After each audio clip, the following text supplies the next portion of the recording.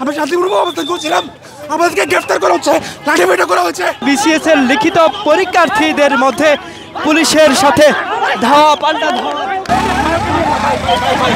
আমরা দেখতে পাচ্ছি একজনকে আটক করেছে, মূলত বাংলাদেশ কর্ম কমিশনের সামনে ঘেরাও কর্মসূচি পালন করা 47তম বিসিএস এর লিখিত পরীক্ষার্থীদের মধ্যে পুলিশের সাথে ধাওয়া পাল্টা ধাওয়া ঘটনা ঘটছে এবং ইতিমধ্যে একজনকে আটক করেছে পুলিশ এবং তাকে ছাড়িয়ে নেওয়ার চেষ্টা করছে শিক্ষার্থীরা।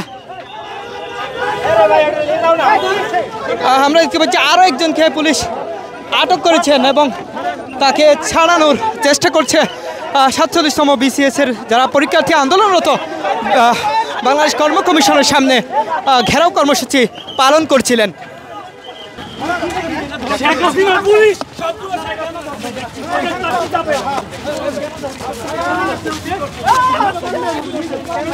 আমরা দেখতে পাচ্ছি আরেকজন শিক্ষার্থীকে ধরে নিয়ে যাচ্ছে পুলিশ, মূলত বাংলাদেশ কর্ম কমিশনের সামনে 47তম বিসিএস পরীক্ষার্থীরা পুলিশের সাথে ধাওয়া পাল্টা ধাওয়ার ঘটনায় জড়িত হয় এবং সেখান থেকে একজনকে আটক করে নিয়ে যাচ্ছে পুলিশ।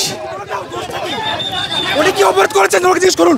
শান্তিপূর্ণ সমাবেশ করা নাগরিকের সাংবিধানিক অধিকার, আমরা শান্তিপূর্ণ অবস্থান করছিলাম, আমাদেরকে গ্রেফতার করা হচ্ছে, লাঠিপেটা করা হচ্ছে।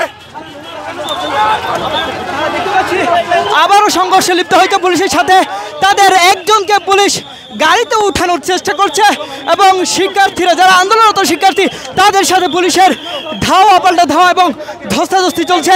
ইতিমধ্যে একজনকে কিন্তু পুলিশ গাড়িতে উঠিয়ে নিয়েছে।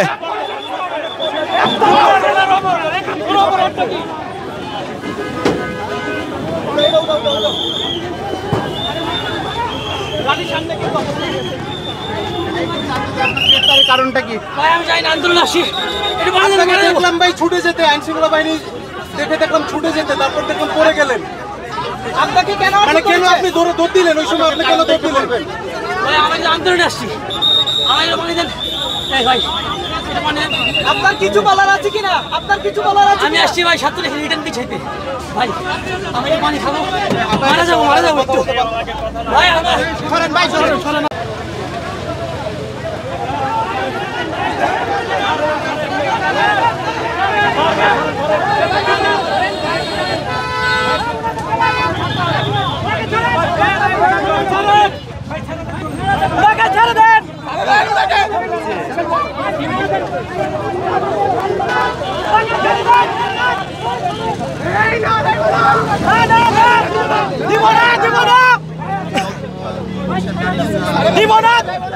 ওনাকে ছেড়ে দেন। অন্যায়ভাবে ওনাকে গাড়িতে তুলছেন। আমরা ন্যায্য দাবি আদায়ের জন্য এসেছি।